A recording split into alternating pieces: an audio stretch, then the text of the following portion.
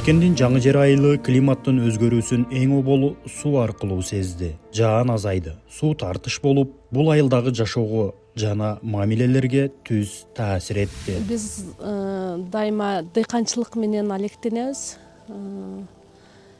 Бизде жумуш жок, миграция көп. Суунун тартыштыгы айрым учурда жамаат ичиндеги ынтымакты да солгундата баштаган. Климат өзгөрүп, жаан жок болгонуга байланыштуу суу тартыш болуп, жазда эме болот да, баягындай суу талашып адамдар анан көп уруш болот. Өзүн, үй бүлөсүн, айылын өзгөртөм деген айымдардын деми менен акыркы убакта айылда чоң өзгөрүүгө кадам ташталды. 36 жаштагы Гүлшайыр Кабылова айылдагы башка айымдар сыяктуу эле айыл чарбасынан киреше тапкан үй бүлөсүн, тоскоолдуктар, кошумча түйшүктөрдөн кантип чыгарууну ойлоп, айылдагы демилгелүү айымдар менен изденүү үстүндө болду.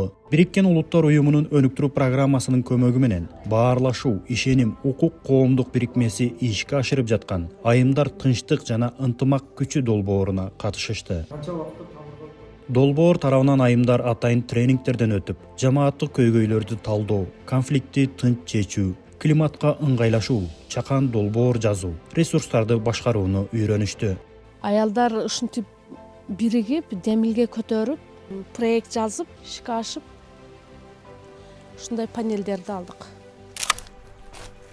Жыйынтыгында ар бир айым өз аймагындагы көйгөйдү көрүп, аны чечүүгө, демилгесин сунуштоого жөндөмдүү болуп чыкты. Гүлшайырдын командасы долбоор алкагында берилчү гранттык каражат менен айыл четиндеги тикен басып, суу жетпей, каралбай калган 5 гектар жерди кайра жандантууну максат кылышты.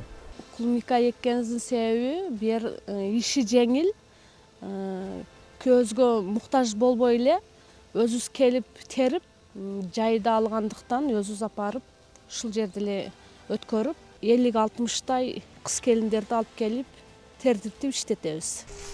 Бул демилгени Баткенде жаңы чакырыктар менен иштеп, айымдардын социалдык беримдигин калыптандыруу, климаттын өзгөрүүсүнө ыңгайлашуу багытында иш алып барган Баарлашуу, ишеним, укук коомдук бирикмесинин көмөгүндө ишке ашыра алышты. Бул бир эле долбоор эмес, үй бүлөлөрдүн жашоосун, айылдын эртеңин өзгөрткөн айымдардын баяны.